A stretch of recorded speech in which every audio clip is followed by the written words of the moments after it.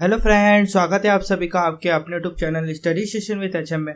तो फ्रेंड्स, आज हम आरबीएससी क्लास 10 एसएसटी चैप्टर 3 अंग्रेजी साम्राज्य का प्रतिकार एवं संघर्ष को कंटिन्यू रखेंगे। अंग्रेजी साम्राज्य का प्रतिकार एवं संघर्ष को कंटिन्यू रखेंगे। इसको कंटिन्यू करने से पहले मैं आपको विषय वस्तु दिखा देता हूँ। इस पाठ की जो विषय वस्तु है, ये पाठ बना किससे है वो बता देता हूँ, किन बिंदुओं से बना है। फिर हम एक एक करके उन बिंदुओं पर चर्चा करते चलेंगे, ठीक है ना। तो पाठ की विषय वस्तु कुछ इस प्रकार है कि 6 बिंदुओं से बना है ये मिलकर। ये जो पाठ है ये 6 बिंदुओं से मिलकर बना है। पहला 1757 ईस्वी से 1857 ईस्वी तक स्वतंत्रता की चेतना, जनजातीय आंदोलन, क्रांतिकारी संगठनों का योगदान, किसान आंदोलन, राजनीतिक आंदोलन, जनजाति किसान एवं प्रजामंडल आंदोलन। किसके विशेष संदर्भ में? राजस्थान के। ये 6 टॉपिक हैं। इन 6 टॉपिक से ही हमारा जो पाठ है अंग्रेजी साम्राज्य का प्रतिकार एवं संघर्ष बना है। पहली बात तो यहाँ क्लियर कर लीजिए। अब दूसरी बात कि हम 1757 ईस्वी से 1857 ईस्वी तक स्वतंत्रता की चेतना को पढ़ रहे हैं अभी, है ना। अभी पिछले हमने 3 वीडियो डाल चुके हैं। यदि आपने नहीं देखा है तो यहाँ आई बटन है, उस पर क्लिक करना, जरूर मिल जाएगी आपको, ठीक है ना। ये हमारा टॉपिक चल रहा है अभी। तो 1757 ईस्वी से 1857 ईस्वी तक स्वतंत्रता की चेतना में हम कौन कौन से बिंदु हैं और किन बिंदुओं को हमने कंप्लीट कर लिया उनको भी एक बार देख लेते हैं। देखिए, भूमिका हमने कंप्लीट कर चुके हैं, समझ चुके हैं कि 1757 ईस्वी से 1857 ईस्वी तक स्वतंत्रता की चेतना को, ठीक है ना। दूसरा, हमने अंग्रेजों का मराठा व मैसूर से संघर्ष देख लिया, अलग अलग बहुत अच्छी तरह से समझा था। अंग्रेजों का पंजाब से संघर्ष भी हमने समझा, है ना। और आज हम समझेंगे 1857 का स्वतंत्रता संघर्ष, 1857 का स्वतंत्रता संघर्ष को हम आज देखने वाले हैं, ठीक है ना। यदि आपको हमारा वीडियो अच्छा लगे तो प्लीज़ वीडियो को लाइक करें, चैनल को सब्सक्राइब करें और बेल आइकन को जरूर दबाएं ताकि प्रत्येक वीडियो की नोटिफिकेशन आप तक पहुंच सके। और कमेंट जरूर किया करें, ठीक है ना। आपकी कोई भी प्रॉब्लम है कमेंट बॉक्स में लिख दिया करें। और यदि आपको वीडियो अच्छा लगे तो वीडियो की तारीफ भी आप कर सकते हैं, ठीक है ना। तो चलिए शुरू करते हैं। 1857 का स्वतंत्रता संघर्ष। सबसे पहले इसको हम समझेंगे भूमिका के द्वारा, ठीक है ना। तो भूमिका क्या कहती है कि 1857 ईस्वी से पूर्व लगातार 100 वर्षों तक ईस्ट इंडिया कंपनी को भारत के प्रांतीय राज्यों, देशी रियासतों, किसानों, जनजातीय आंदी का प्रतिरोध या पीड़ित सहन करना पड़ा।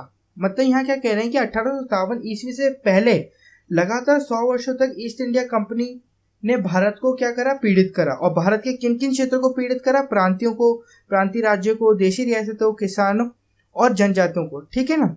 लेकिन 1857 ईस्वी में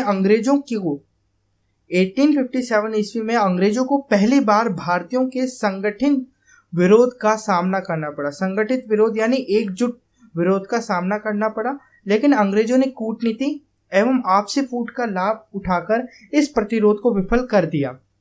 यहाँ पर जैसे भारतीयों ने पहली बार एकजुट होकर क्या करा? विरोध करा अंग्रेजों का, लेकिन उस विरोध को भी अंग्रेजों ने कूटनीति एवं आपसी फूट से बंद कर दिया, ठप कर दिया बिल्कुल। और जो भारतीयों की नीति थी ना, उसमें भी परिवर्तन करने के लिए उनको मजबूर कर दिया, ठीक है ना। ये तो थी भूमिका। अब अपन चलते हैं आगे। तो आगे है अपना स्वतंत्रता संघर्ष का स्वरूप, कि स्वतंत्रता जो संघर्ष है इसके बारे में हमारे जो भारतीय इतिहासकार हैं और जो यूरोपीय, जो अंग्रेज इतिहासकार हैं, वो क्या कहते हैं, विद्वान क्या कहते हैं इसके विषय में। इसका जो स्वरूप है वो क्या है, कहाँ से स्टार्ट हुआ, कहाँ पर खत्म हुआ, कैसे हुआ ये काम, तो वो देखते हैं। देखिए, इस प्रथम स्वाधीनता संघर्ष के स्वरूप के बारे में विद्वानों में मतभेद है। इस प्रथम स्वाधीनता संघर्ष के स्वरूप के बारे में विद्वानों में मतभेद है। जहां अंग्रेजी और यूरोपीय इतिहासकार इसे सिपाही विद्रोह व सामंती प्रतिक्रिया अथवा मुस्लिम षड्यंत्र का परिणाम बताते हैं, वहीं भारतीय इतिहासकार व विद्वानों का मानना है कि यह सैनिक असंतोष से प्रारंभ होकर, कहां से प्रारंभ होकर? सैनिक असंतोष से प्रारंभ होकर शीघ्र ही, मतलब जल्दी ही, इस संघर्ष ने पहले जन विद्रोह के रूप में व्यापकता प्राप्त की, मतलब विस्तार प्राप्त किया। बाद में इस संघर्ष ने राष्ट्रीय विद्रोह व स्वतंत्रता संग्राम का रूप ले लिया। सुरेंद्रनाथ सेन ने लिखा है कि, किसने लिखा है? सुरेंद्रनाथ सेन ने लिखा है कि यह युद्ध धर्म के नाम पर प्रारंभ हुआ था और स्वतंत्रता संग्राम में जाकर समाप्त हुआ। डॉक्टर विनायक दामोदर सावरकर ने अपनी पुस्तक भारत का स्वतंत्रता समर, या फिर हम कह सकते हैं वॉर ऑफ इंडियन इंडिपेंडेंस, में इस युद्ध को भारत का स्वतंत्रता संग्राम बताया है। यहाँ हमारे पास दो चीजें आ रही हैं, यहाँ दो बातें आ रही हैं कि अंग्रेजी और यूरोपीय इतिहासकार का मत और भारतीय इतिहासकारों का मत। तो यहाँ देखिए टेबल बनी हुई है, यहाँ देखिए अंग्रेजी और यूरोपीय इतिहासकार क्या कहते हैं और भारतीय इतिहासकार और विद्वान क्या कहते हैं स्वतंत्रता संघर्ष के विषय में। तो अंग्रेजी और यूरोपीय इतिहासकार कहते हैं, पहली बात कहते हैं ये सिपाही विद्रोह, दूसरी बात है सामंती प्रतिक्रिया थी ये, और तीसरी बात ये मुस्लिम षड्यंत्र था। ये तीन बातों पर ध्यान केंद्रित करते हैं कौन? अंग्रेजी और यूरोपीय इतिहासकार। वहीं दूसरी तरफ भारतीय इतिहासकार और विद्वान का क्या कहना है कि सैनिक असंतोष से प्रारंभ हुआ, फिर जन विद्रोह में कन्वर्ट हुआ, फिर राष्ट्रीय विद्रोह में कन्वर्ट हुआ, फिर लास्ट अंत में जाकर यह कहाँ आ गया? स्वतंत्रता संग्राम की स्टेज पर आ गया, जहां पर लोग ये चाहने लग गए कि अब हमारे को स्वतंत्रता ही चाहिए, इंडिपेंडेंसी ही चाहिए, इसके अलावा कुछ नहीं चाहिए, ना हमारे को कोई रूल मानने हैं, ये कर लो ये कर लो, नहीं, बिल्कुल हमारे को इंडिपेंडेंसी चाहिए, हम अपने नियम लागू करेंगे और खुद बनाएंगे और उनको पालन करेंगे। ठीक है ना? ये था अंग्रेजी और यूरोपीय इतिहासकार और भारतीय इतिहासकार और विद्वान के अंतर। ठीक है ना, स्वतंत्रता संघर्ष को लेकर। अब बढ़ते हैं आगे कि जो स्वतंत्रता संघर्ष के कारण क्या थे, कि इतना बड़ा ये जो स्वतंत्रता संघर्ष हुआ 1757 से 1857 तक, तो ये इसका जो कारण हुआ वो क्या था? 1857 का स्वतंत्रता संघर्ष का क्या कारण रहा? तो वो कारण, चार कारण हैं। पहला, अंग्रेजों की आर्थिक नीति, ठीक। दूसरा, लॉर्ड डलहौजी का हड़प सिद्धांत। तीसरा, अंग्रेजों की साम्राज्य विस्तार की नीति। चौथा, सामाजिक, धार्मिक और सैनिक कारण। ये चार टॉपिक रहे स्वतंत्रता संघर्ष को आगे बढ़ाने में। ठीक है ना? अब स्टार्ट करते हैं अपन स्वतंत्रता संघर्ष का प्रारंभ एवं प्रसार, कि इसका संघर्ष का प्रारंभ कैसे हुआ और इसका प्रसार कैसे कैसे आगे बढ़ता गया। ठीक है ना? आज पूरे उसमें देखेंगे, अंत तक देखना वीडियो को, बहुत मजा आएगा आपको समझने में और याद आपको इसी वीडियो में हो जाएगा। ठीक है ना? अब देखिए, सैनिकों की चर्बी वाले कारतूसों के प्रयोग से मना करने पर अनुशासनहीनता का अपराध लगाकर उनको दंड दिया गया। क्या हुआ कि जो मैंने अभी अभी पढ़ा अपन ने कि सैनिक असंतोष से प्रारंभ हुआ, तो सैनिक असंतोष से कैसे प्रारंभ हुआ कि सैनिकों को चर्बी वाले कारतूसों का प्रयोग कर रहे थे, वो उनको नहीं पता था, लेकिन जब पता चला तब उन्होंने अंग्रेजों को कहा कि हम इसका यूज नहीं करेंगे, हम इनका प्रयोग नहीं करेंगे। तब अंग्रेजों ने अनुशासनहीनता बोला कि तुम अनुशासनहीनता हो कर रहे हो, इसका अपराध लगाकर उनको दंड दिया। तो 29 मार्च 1857 को बैरकपुर की छावनी में सैनिक मंगल पांडे ने विद्रोह कर एक अधिकारी की हत्या कर दी। तो 29 मार्च 1857 को बैरकपुर की छावनी में सैनिक मंगल पांडे ने क्या कर दिया? इसका विरोध कर दिया, और इसका विद्रोह के साथ साथ उसने एक अंग्रेजी अधिकारी को भी मार दिया। ठीक है ना? फिर क्या हुआ कि ब्रिटिश अधिकारियों ने 34वीं NI रेजिमेंट को तोड़ दिया और भारतीय सैनिकों को दंड दिया गया। ठीक है ना? जो इन्होंने विद्रोह किया था ना मंगल पांडे ने, इसका प्रभाव क्या पड़ा कि ब्रिटिश अधिकारियों ने क्या किया? 34वीं NI रेजिमेंट, ये क्या थी कि जो मंगल पांडे थे ना, मंगल पांडे 34वीं NI रेजिडेंट के क्या थे? सैनिक थे। तो पहले तो क्या करा कि ये जो विद्रोह है फैल ना जाए, इसके कारण उन्होंने क्या करा? पहले तो इनको तोड़ दिया, इस रेजिडेंट को तोड़ दिया। कौन सी रेजिडेंट? 34वीं NI रेजिडेंट को तोड़ दिया, और जितने भी इसमें सैनिक थे ना, प्रमुख थे, मंगल पांडे को लेकर उन्होंने उसको दंड दिया, और दंड में क्या हुआ? इनको फांसी की सजा हो गई थी मंगल पांडे को। ठीक है ना? इससे प्रभावित हुए कि मई 1857 ईस्वी में छावनी में 85 सैनिकों ने चर्बी युक्त कारतूसों को प्रयोग करने से मना करने पर सैनिक न्यायालय ने दीर्घकालीन कारावास का दंड दिया। क्या बोल रहे हैं यहाँ पर मृत्यु हो गई किसकी? मंगल पांडे की। फिर मई 1857 में छावनी में और 85 सैनिकों ने चर्बी युक्त कारतूसों का प्रयोग करने से मना कर दिया। इस पर क्या हुआ? सैनिक जो न्यायालय था ना, उसने जो वो 85 सैनिक थे ना, उनको दीर्घकालीन मतलब बहुत समय के लिए कारावास यानी जेल में पटक दिया, उनको दंड दे दिया। ठीक है ना। अब इसका परिणाम क्या हुआ कि 10 मई को सैनिकों ने खुला विद्रोह कर दिया। जो इनके साथी थे ना 85 सैनिक जो जिनको कारावास में डाल दिया था, इनके जो साथी थे उन्होंने क्या किया कि 10 मई को सैनिकों ने खुला विद्रोह कर दिया और अपने अधिकारियों मतलब जो अंग्रेज अधिकारी थे ना उनको गोली मारकर हत्या कर दी। ठीक है ना। और अपने सैनिक साथियों को मुक्त करवाकर वह लोग दिल्ली की ओर चल पड़े। समझ में आ गया होगा। और फिर सैनिकों ने 12 मई को दिल्ली पर अधिकार कर लिया। ठीक। बहादुर शाह द्वितीय को भारत का सम्राट घोषित कर दिया गया। फिर दिल्ली पर किसका अधिकार हो गया? बहादुर शाह द्वितीय को भारत का सम्राट घोषित कर दिया इन सैनिकों ने। फिर दिल्ली हाथ से निकल जाना अंग्रेजों के लिए एक भारी क्षति थी। दिल्ली जो थी ना अब अंग्रेजों के हाथ से निकल पड़ी थी, तो अंग्रेजों के लिए ये भारी क्षति थी। क्रांति शीघ्र ही लखनऊ, इलाहाबाद, कानपुर, बरेली, बनारस, बिहार के कुछ भाग, झांसी और अन्य क्षेत्रों में भी फैल गए। ध्यान दीजिए, इस लाइन को अंडरलाइन कर लीजिए, इसको हम आगे विस्तार से पढ़ेंगे, इसलिए अभी ध्यान रखना। क्रांति शीघ्र ही कहाँ फैल गई? लखनऊ में, इलाहाबाद में, कानपुर में, बरेली, बनारस, बिहार के कुछ भाग और झांसी में। ठीक है ना। ध्यान रखना, इस लाइन को अंडरलाइन कर लेना। अब स्वतंत्रता संघर्ष का प्रारंभ एवं प्रसार, मैं अभी हमने क्या क्या पढ़ा एक बार उसको याद करने की टिप्स बताता हूं, ध्यान से देखना। देखिए यहां पर जो साइड में आपको दिख रहा है, यहां देखते जाइए और समझते जाइए अभी जो हमने पढ़ा। देखिए स्टार्ट कहां से हुआ ये संघर्ष? सैनिक असंतोष से। कारण क्या रहा है इसका जो कारण रहा सैनिक असंतोष का कारण क्या रहा? चर्बी वाले कारतूसों का प्रयोग, है ना। चर्बी वाले कारतूसों का प्रयोग रहा।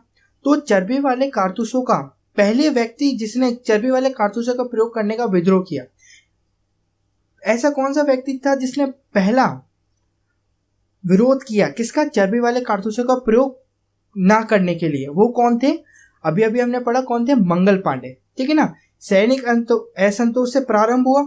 सैनिक असंतोष का कारण क्या था? चर्बी वाले कारतूसों का प्रयोग। चर्बी वाले कारतूसों का प्रयोग का विद्रोह सबसे पहला व्यक्ति किसने करा? मंगल पांडे जी ने। कब करा? 29 मार्च 1857 में। मंगल पांडे कौन सी रेजिडेंट के थे? 34वीं एनआई रेजिडेंट के थे। इस कारण अंग्रेजों ने क्या करा कि 34वीं एनआई रेजिडेंट को तोड़ दिया और मंगल पांडे को दंड दिया। दंड कैसा दिया? उनको फांसी दे दी, है ना।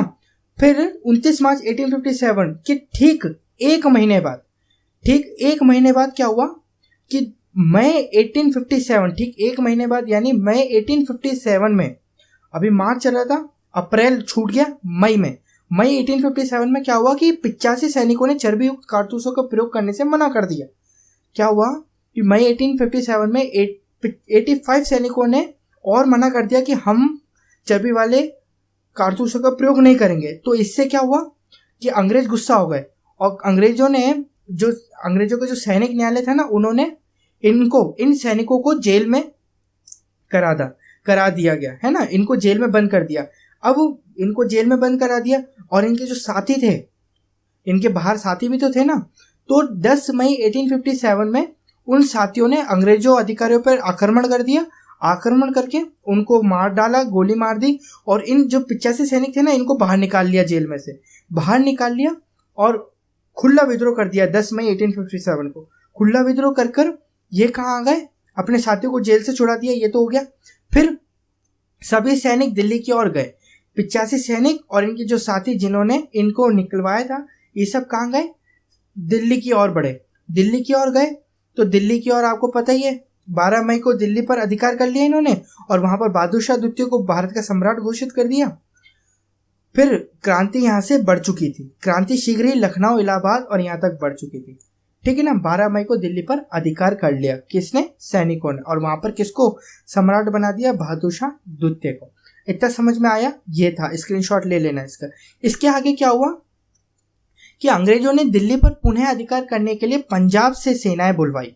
अंग्रेजों ने दिल्ली पर पुनः अधिकार करने के लिए पंजाब से सेनाएं बुलवाई। भारतीय सैनिकों ने घोर युद्ध किया।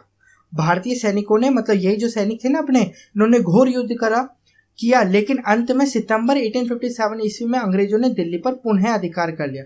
मतलब अंग्रेजों का फिर से दिल्ली पर वापस से अधिकार हो गया। कब हुआ? सितंबर 1857 में, ठीक है ना। इस युद्ध में अंग्रेज अधिकारी जॉन निकलसन मारा गया। जो ये युद्ध हुआ इसमें कौन मारा गया? अंग्रेज अधिकारी जॉन निकलसन मारा गया।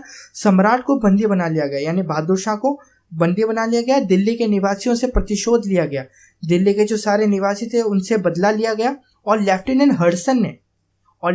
हडसन ने सम्राट के 2 पुत्रों यानी बहादुर शाह के जो 2 पुत्र थे और एक पोता था उसको गोली मारकर हत्या कर दी उसकी, ठीक है ना। अब यहां से हमारे को क्या क्या मिल रहा है पढ़ने लायक? अंग्रेजों का पुनः अधिकार दिल्ली पर हुआ, ठीक है ना। फिर सितंबर 1857 में हुआ। अंग्रेजों का पुनः अधिकार दिल्ली पर कब हुआ? 1857। महीना कौन सा था? सितंबर। युद्ध में कौन मारा गया? अंग्रेज अधिकारी जॉन निकलसन मारा गया, ठीक है ना। इसमें इतना ही। अब आगे देखते हैं। मैंने आपको बोला था अंडरलाइन कर लेना उस लाइन को। शीघ्र ही क्रांति कहाँ फैली? पहली फैली लखनऊ में, दूसरी फैली कानपुर में, तीसरी फैली बरेली में, चौथी फैली बनारस में, पांचवी बिहार के कुछ भाग और छठा झांसी में फैली। ये इन क्षेत्रों में क्या फैली? शीघ्र ही क्रांति फैल चुकी थी, क्रांति फैल गई इन क्षेत्रों में। तो प्रत्येक को हम अभी कवर करने वाले। लखनऊ में कैसे फैली क्रांति, दूसरा कानपुर में कैसे फैली, बरेली में कैसे फैली, बनारस में, बिहार के कुछ भागों में कैसे, और झांसी में, ठीक है ना। तो स्टार्ट करते हैं अपन लखनऊ से। तो लखनऊ में 4 जून 1857 ईस्वी को लखनऊ में क्रांति हो गई। कब हुई? 4 जून 1857 ईस्वी को लखनऊ में क्रांति हो गई। भारतीय सैनिकों ने रेजिडेंसी को घेर लिया जिसमें ब्रिटिश रेजिडेंट हेनरी लॉरेंस की मृत्यु हो गई। भारतीय जो सैनिक थे ना उसने जो लखनऊ की जो रेजिडेंसी थी ना उसको घेर लिया और वहां के जो ब्रिटिश रेजिडेंट थे यानी जो मुख्य थे वहां के हेनरी लॉरेंस की मृत्यु कर दी। और फिर हैवलॉक और आउटड्रम ने लखनऊ को पुनः जीतने का प्रयास किया लेकिन असफल हुए। ये 2 अंग्रेजी अधिकारी हैं, इन्होंने लखनऊ को फिर से जीतने का प्रयास किया लेकिन असफल हुए। नवंबर 1857 ईस्वी में मुख्य सेनापति सर कॉलिन कैम्बल, ध्यान दीजिए यहाँ पर सर कॉलिन कैम्बल को याद रखना क्योंकि ये अभी बहुत सारे अभी जीतेगा, ठीक है ना। तो नवंबर 1857 ईस्वी में मुख्य सेनापति सर कॉलिन कैम्बल ने गोरखा रेजिडेंट की सहायता से, कौन सी रेजिडेंट थी? गोरखा रेजिडेंट की सहायता से नगर में प्रवेश किया, लखनऊ नगर में प्रवेश किया और मार्च 1850 ईस्वी को, ठीक 1 साल बाद, नवंबर चल रहा था क्या? नवंबर, दिसंबर, 1 महीने बाद ही क्या हो गया? मार्च 1850 ईस्वी को नगर पर अंग्रेजों का पुनः अधिकार हो गया, है ना। तो यहाँ से अपन को क्या क्या मिल रहा है कि पहला बिंदु हमने देखा कि 4 जून 1857 को लखनऊ में क्रांति हुई। फिर नवंबर 1857 में मुख्य सेनापति सर कॉलिन कैम्बल ने गोरखा रेजिडेंट की सहायता से नगर में प्रवेश किया। फिर तीसरा मार्च 1858 को नगर पर अंग्रेजों का पुनः अधिकार हो गया। ये 3 बिंदु थे, इसकी सहायता से हमने इन तीनों को पढ़ा, याद रखने लायक ये बिंदु है, ठीक है ना। लखनऊ कंप्लीट। दूसरा है कानपुर। क्या है? कानपुर। तो कानपुर में 5 जून 1857 ईस्वी को क्रांतिकारियों ने कानपुर पर अधिकार कर नाना साहेब को पेशवा घोषित कर दिया। देखिए 5 जून 1857 ईस्वी को क्रांतिकारियों ने, यानी आप सैनिक ले सकते हैं, अभी तक तो सैनिक ही आक्रमण कर रहे थे, अब यहाँ पर एक नया वर्ड आ गया क्रांतिकारी। तो क्रांतिकारियों ने कानपुर पर अधिकार कर लिया। और कानपुर पर जैसे दिल्ली पर अधिकार कर लिया था ना सैनिकों ने, और वहां पर किसको बना दिया था? सम्राट बहादुर शाह को। और वैसे ही यहाँ पर कानपुर पर अधिकार कर लिया, अंग्रेजों को बाहर भगा दिया। और यहाँ पर किसने कर लिया? यहाँ पर किसको पेशवा बना दिया? नाना साहेब को पेशवा घोषित कर दिया। फिर जनरल सर ह्यूम व्हीलर जो छावनी कमांडर थे, उन्होंने 27 जून को आत्मसमर्पण कर दिया। पेशवा नाना साहेब का साथ तात्या टोपे ने दिया। पेशवा जो नाना साहेब थे उनका साथ किसने दिया? तात्या टोपे ने। और 6 दिसंबर 1857 को सर कैम्बल ने कानपुर पर पुनः अधिकार कर लिया। देखिए फिर से वही आ गया कैम्बल, जो मुख्य कौन था? अधिकारी। उसने फिर से दिसंबर 1857 को कानपुर पर फिर से अधिकार कर लिया। अभी लखनऊ पे किया, फिर कानपुर पे भी कर लिया। तात्या टोपे भाग निकले और झांसी चले गए, ठीक है ना। इससे प्रभावित होकर तात्या टोपे यहाँ से भाग गए और कहाँ चले गए? झांसी चले गए। अब तीसरा टॉपिक ये अपना कौन सा है? झांसी में गए वहां पर। तो जून 1857 में झांसी में क्रांति हो गई। कब हुई? जून 1857 में झांसी में क्रांति हो गई। रानी लक्ष्मीबाई को रियासत का शासक घोषित कर दिया गया। वहां पर रियासत जो थी ना, वहां पर लक्ष्मीबाई को क्या कर दिया? शासक घोषित कर दिया। सर ह्यूम रोज ने झांसी पर आक्रमण करके अप्रैल 1858 को पुनः उस पर अधिकार कर लिया। मतलब झांसी को भी पर भी पुनः अधिकार हो गया। किसका? अंग्रेजों का। मुख्यतः नाम दे रखा है सर ह्यूम रोज ने, है ना। झांसी पर अधिकार हो जाने पर रानी तथा तात्या टोपे ने ग्वालियर की ओर अभियान किया, जहां भारतीय सैनिकों ने उनका स्वागत किया, परंतु सिंधिया ने राजभक्त रहने का निश्चय किया। सिंधिया ने राजभक्त यानी उसने अंग्रेजों के साथ देने की घोषणा करी, मैं तो अंग्रेजों का ही साथ दूंगा, परंतु सिंधिया ने राजभक्त रहने का निश्चय किया और आगरा में शरण ली। ठीक है ना। ग्वालियर पर जून 1858 ईस्वी में अंग्रेजों ने पुनः अधिकार कर लिया। ग्वालियर पर अभी अभियान चलाया था तात्या टोपे और किसने? रानी लक्ष्मीबाई ने ग्वालियर के। फिर ग्वालियर को भी जीत लिया अंग्रेजों ने। कब जीता? जून 1858 ईस्वी में अंग्रेजों ने पुनः अधिकार कर लिया ग्वालियर पर। फिर 17 जून 1858 को रानी लक्ष्मीबाई ब्रिटिश सेना से संघर्ष करते हुए वीरगति को प्राप्त हो गई। फिर तात्या टोपे फिर बच निकले, यहाँ से भी फिर तात्या टोपे बच निकले, परंतु अप्रैल 1859 ईस्वी में उन्हें सिंधिया के एक सामंत ने पकड़ लिया और अंग्रेजों के सुपुर्द यानी सामने कर दिया और अंग्रेजों ने उसे फांसी दे दी। ये था झांसी का पूरा काल। ठीक है। अब है अपना बिहार के कुछ भाग बचे हुए हैं, बरेली और बनारस। इनको मैंने एक समग्र रूप में एक ही टॉपिक में क्लियर करा है कि बिहार में इस क्रांति का नेतृत्व जगदीशपुर के जमींदार 80 वर्षीय कुंवर सिंह ने किया। कुंवर सिंह ने अंग्रेज सेनापति मिलमेल, कर्नल डैक्स, मार्क और मेजर डास को धूल चटाई। अप्रैल 1858 में पुनः अपनी रियासत पर अधिकार कर लिया, यानी बिहार के कुछ भागों पर। 26 अप्रैल 1858 ईस्वी को कुंवर सिंह ने अंग्रेजों से युद्ध किया। कब?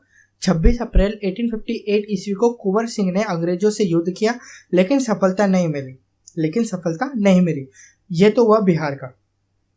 सफलता नहीं मिली मतलब फिर से अंग्रेजों का अधिकार हो गया। ठीक है ना, वहाँ उस बिहार पर। यह हुआ बिहार की कहानी। अब दूसरा बरेली में बहादुर खान ने क्रांति में भाग लिया। ठीक है, यहाँ पर इनका इतना ही दे रखा है बुक में भी। और फिर छठा है बनारस में भी क्रांति हुई, लेकिन कर्नल नील ने उसे दबा दिया। ये था अपना पूरा कहाँ का क्रांति फैली। शीघ्र क्रांति कहाँ फैली थी? लखनऊ, बनारस, झांसी, बिहार के कुछ भाग, बरेली और बनारस, ये इनमें फैली थी। ठीक है, इनमें फैली थी। हमने विस्तार रूप से इनको पढ़ लिया। अब आगे बढ़ते हैं।